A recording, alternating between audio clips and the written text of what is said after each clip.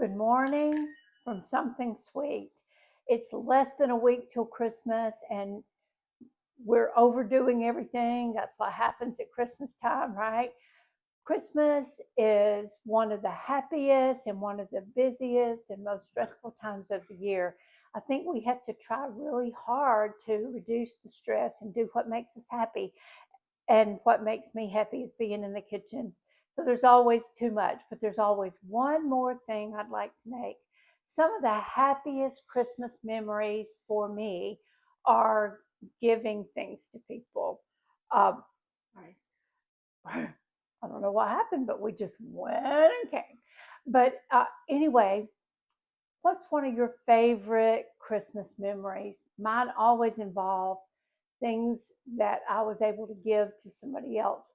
One of my tell me about yours in the comments. If you have a really favorite Christmas memory, I'd love to hear about it. One of my very favorite ones has nothing to do with baking, but I always think about it this time of year. Back in Alabama, it was very, very cold on this Christmas, and my youngest was about 3, and he had begged Santa over and over and over for one of those little cars that's battery operated and you can really drive it. And he didn't want a car, he wanted a fire engine. And I ordered it from the J.C. Penney catalog and hid it for days, and it was in the garage. And so when it was time for Santa, we pulled it out and put it in the living room, and it's sitting there. The next morning, the kids wake up early, as kids are wont to do on Christmas morning, and he came running up the hall along with his sister, Sabrina, who's here with me now, uh, running up the hall to see if Santa had come, and if so, what did Santa bring? And there sat that red fire truck. He jumped in it, turned it on, accidentally put it in reverse, and backed over Sabrina's foot. Merry Christmas. But we took him in that fire truck out, and it felt like 40-degree below zero weather so that he could ride it around and around the cul-de-sac where we lived. He loved that fire engine for years until he got too big to ride in it. So that's one of my favorite Christmas memories. All of my Christmas memories have to do these days with baking things for people, things that people love, things that people would love to have.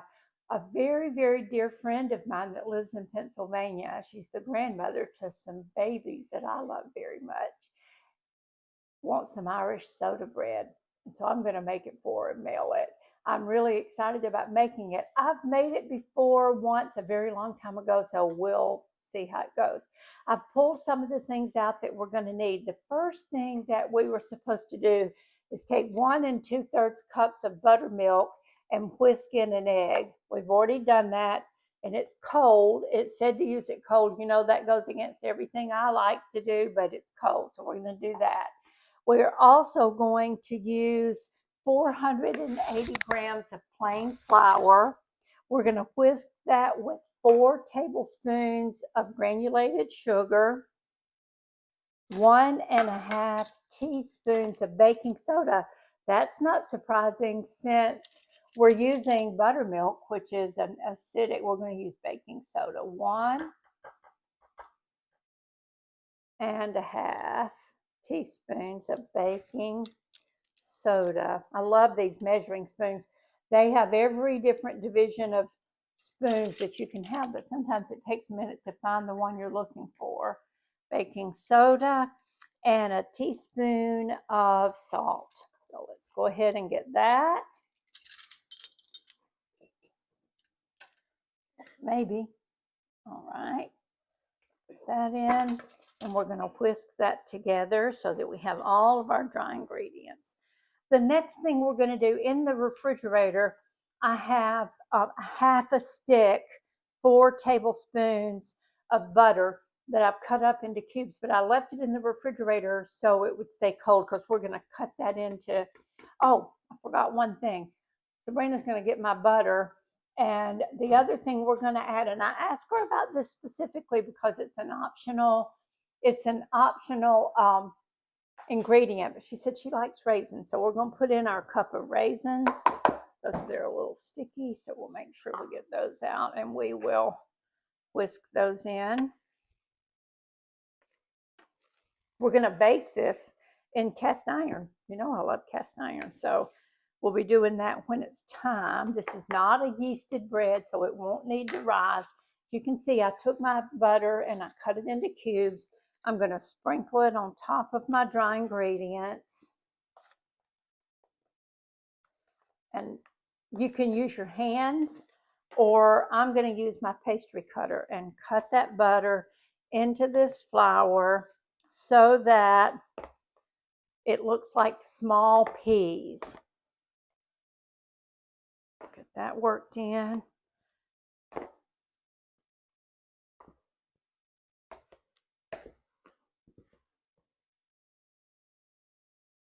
Kind of hard to tell what the butter is and what the raisins are.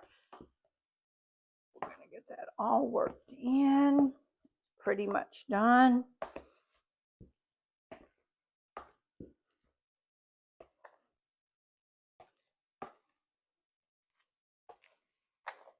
Let's see, I think that, let's make sure we got all the butter off the pastry cutter. We don't want to waste any of that butter.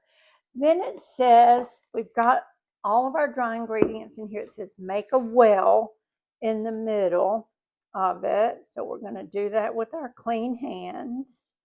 And then we're going to pour in this buttermilk mixture into that well. Oh, that's scraped into there. So we've got that. We're going to use a spatula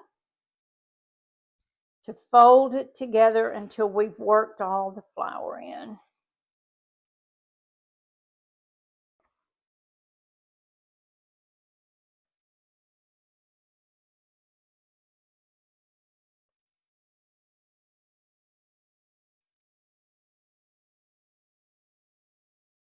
Yesterday I was making another treat, which actually turned out pretty well. I found a recipe for copycat Little Debbie Christmas tree cakes. And I started making a video, and I'm really struggling. I think I've got the solution worked out too, because I keep running out of storage space on my phone when I'm making all these videos. So I have bought a little piece of equipment that should help me with that. And the rest of it is coming this morning, so maybe I can work on making sure I always have plenty of space. When the video cuts off in the middle of a video, it just cuts off. It says your storage is full and you're done, and that is the end of your video making experience for the day. So look at this dough. That's a very nice looking dough. We are going, got some of it on my finger. We're going to sprinkle our mat with some flour and we're going to also bring the skillet over so that we will be able to put it in there when we get it formed. We're not going to knead this dough. We're going to put it out on our mat. I think we are. Get out of there. Okay. Make sure we have all of that. Okay. I'm going to flour my hands a little bit. It's sticky. Okay, and we're sprinkle the top of it. We're just going to pull it together so that we can form it into a loaf. I'm going to do it round. That's a little bit more flour on there.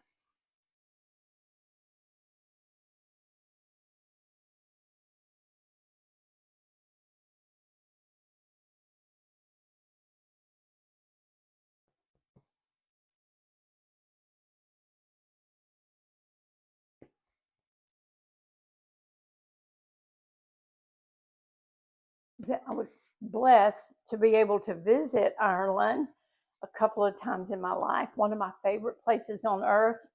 It's a beautiful country with beautiful people.